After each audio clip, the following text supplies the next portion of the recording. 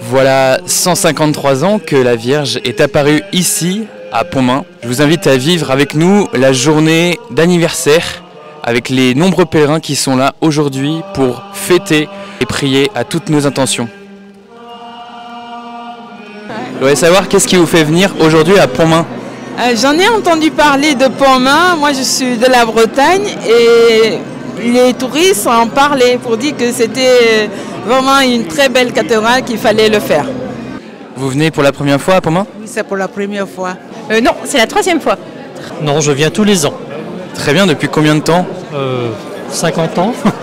C'est la première fois, enfin, je suis venu un peu incognito, c'est la première fois que je célèbre auprès de Notre-Dame de Pontmain et c'est vraiment une grande joie de découvrir la Vierge Marie qui, avec quelques images, nous dit combien elle est proche de nous et combien le Seigneur est proche de nous. Non, c'est pas la première fois, ça fait quelques années que je viens. Je viens ici parce que d'abord j'ai été invitée par le curé de ma paroisse de Séné qui a organisé un pèlerinage. Et pour moi, à Pontmain, c'est la Vierge de la paix et des familles. Et ce sont mes deux intentions. Pour la paix dans le monde, la paix dans les familles, la paix dans les cœurs de chacun. Alors le besoin le plus urgent, c'est la paix dans le monde, parce qu'on en a vraiment besoin. Je suis venu avec un groupe de paroissiens en covoiturage et nous allons nous retrouver juste après dans les salles pour un pique-nique en commun. J'ai une très grande dévotion à Notre-Dame de Pontmain. Et mes parents habitent un petit village où 2 des voyants sont enterrés, donc on est très affiliés à Pontmain.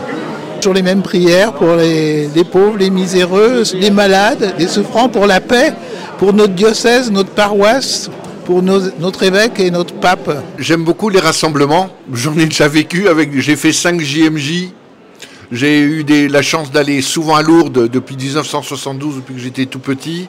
J'ai eu l'occasion de travailler dans d'autres pèlerinages comme Notre-Dame de Sion ou ailleurs. Donc les rassemblements, moi je les aime beaucoup parce que c'est vraiment la fête et c'est le moment où les gens sentent la fraternité spirituelle qui les réunit.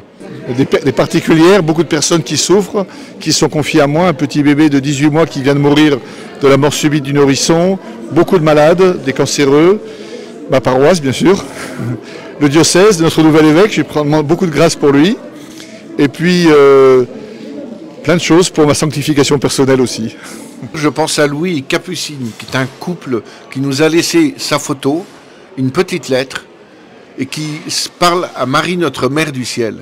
Et ce couple, il va se marier dans quelques mois, et il s'offre au Seigneur, et il demande vraiment plein de choses à Marie, magnifiques. Et j'ai lu ça aux bénévoles pour leur dire, si vous devez vous lever le matin comme bénévole à Notre-Dame de Pontmain, c'est pour ces pèlerins-là que nous nous levons chaque matin. Qu'est-ce qui vous touche dans le message de Pontmain? Mais priez mes enfants, Dieu vous exaucera. Alors donc la prière c'est vraiment très fort puisqu'on est toujours exaucé. Je trouve son message très biblique et puis surtout pour moi, la Vierge, elle n'a pas parlé, mais elle a écrit son SMS et elle parle à tout le monde. C'est ça qui est génial. Et une parole biblique qui est, pour moi, je retiens parmi tout ce qu'on a dit sur Marie de l'Espérance, Reine de la Paix, etc., c'est l'enseignante céleste qui enseigne à des enfants. C'est pour ça qu'il n'y a que les enfants qui voient, parce qu'elle parle à des enfants. C'est l'institutrice, et je trouve ça fantastique. Ce qui me touche dans le message de la Vierge à Pontmain, c'est sa proximité et la proximité de cette communauté. Donc du curé, la religieuse, des enfants, des villageois qui sont venus spontanément pour vivre en correspondance. Au fur et à mesure, ce qui m'a par exemple beaucoup touché, c'est qu'à fur et à mesure que la prière se fait plus forte, la robe de Marie se couvre d'étoiles. Et ça doit nous indiquer que chacun d'entre nous, quand nous prions, nous allumons une étoile dans le ciel pour éclairer le pays de l'ombre dans lequel nous vivons, ce pays où il y a tant de souffrances, de guerre, et chacun d'entre nous qui prie chez soi est une étoile qui éclaire le ciel. Dans tous ces temps forts, il faut demander la grâce de l'Esprit Saint, pour qu'il y ait une grâce qui soit inscrite dans le quotidien quand on revient. Sinon, ça ne sert à rien. On trouve que c'est beau, c'est magnifique, on s'est fait plaisir.